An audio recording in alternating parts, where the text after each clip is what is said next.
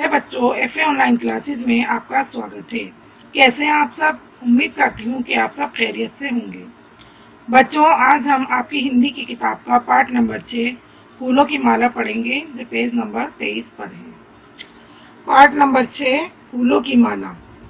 इस पाठ में लेखक ने ये बताया है कि बिना किसी मतलब और बिना किसी लालच के की गई सेवा कभी भी बेकार नहीं जाती। बच्चों, इसकी रीडिंग आप घर पर खुद करेंगे। अब मैं आपको इसकी कहानी बताती हूँ।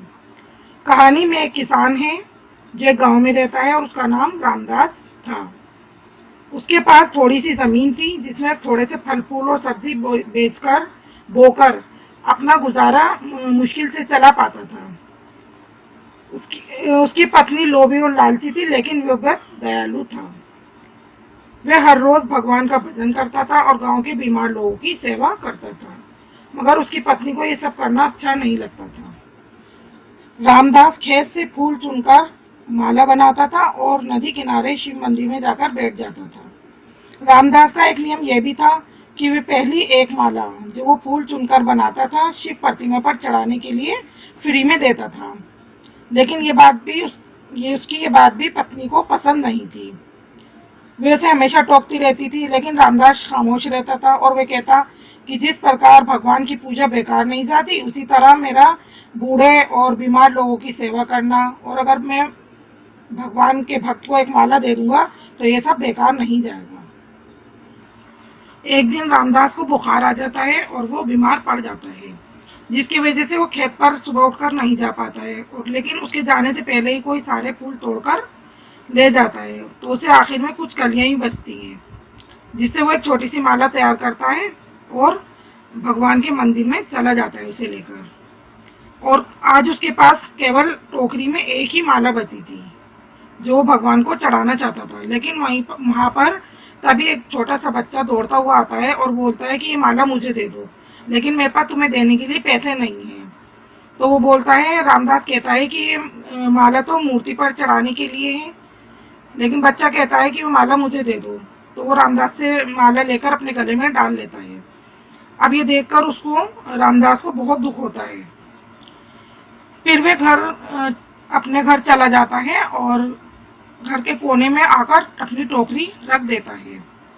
फिर उसे टोकरी के पास थोड़ी सी रोशनी दिखाई देती है। जब वह टोकरी के पास जाता है, उस पर से कपड़ा हटाकर देखता है तो उसमें उसे एक सफ़ेद मोतियों की माला रखी हुई दिखाई देती है जो चमक रही होती है।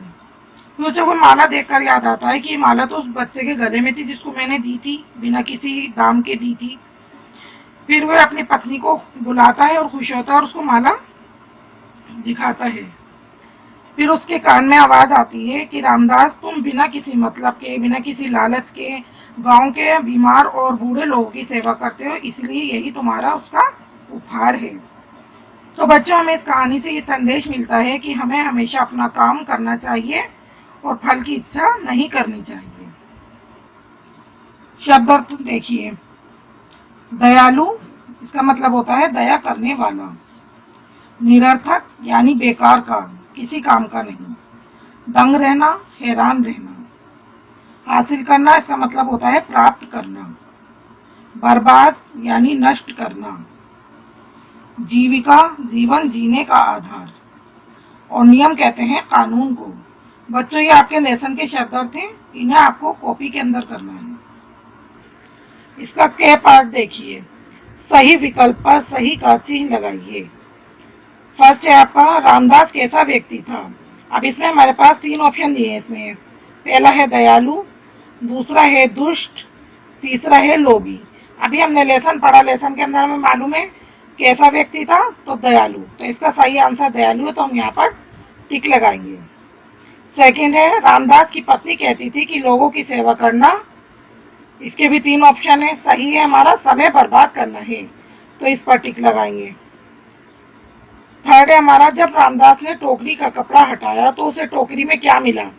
लेसन में हमने पढ़ा है 3 ऑप्शन है यहाँ, फूलों का हार, लाल मोतियों की माला, सफ़ेद मोतियों की माला। तो सफ़ेद मोतियों की माला हमारा सही आंसर है, इस पर हमने टिक लगाए हैं। बच्चे, उसका खा पार्ट देखिए। निम्नलिखित प्रश्नों के उत्तर दीजिए। नीचे कुछ प्रश्न लिखे हुए हैं, उनके उत्तर आपको लिखने हैं। पहला देखिए, रामदास किस तरह से अपनी आजीविका चलाता था।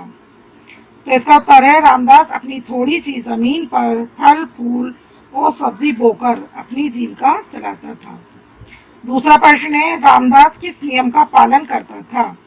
इसका उत्तर है रामदास का यह नियम था कि वह पहली एक माला शिव प्रतिमा पर चढ़ाने के लिए मुफ्त देता था। तीसरा प्रश्न है रामदास के बीमार पड़ने पर क्या हुआ।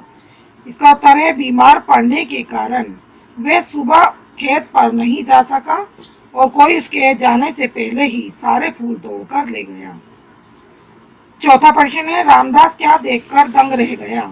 इसका उत्तर है जब रामदास ने टोकरी का कपड़ा हटाया तो वह टोकरी के अंदर सफेद मोतियों की माला देखकर दंग रह गया। बच्चे प्रश्न उत्तर आपको कॉपी के अंदर करने हैं। ग पार्ट है इसका रिक्त स्थानों को भरो। यहाँ पर खाली जगह दी है, हमें इसको भरना है। पहले देखिए रामदास बहुत था।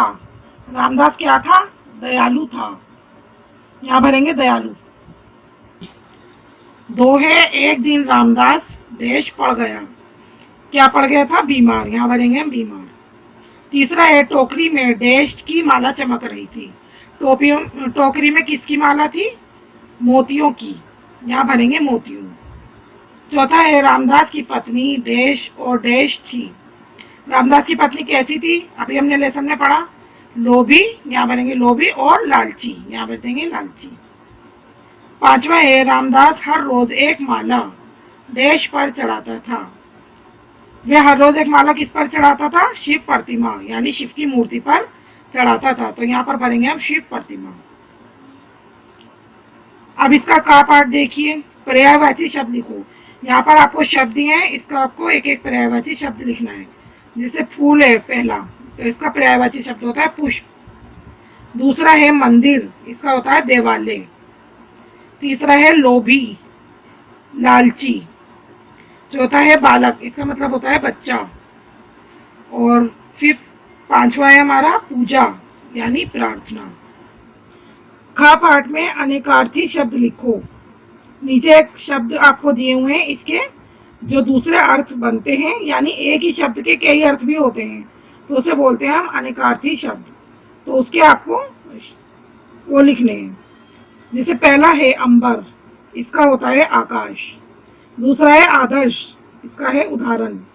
तीसरा है कुल, यह है वंश। चौथा है काल, समय।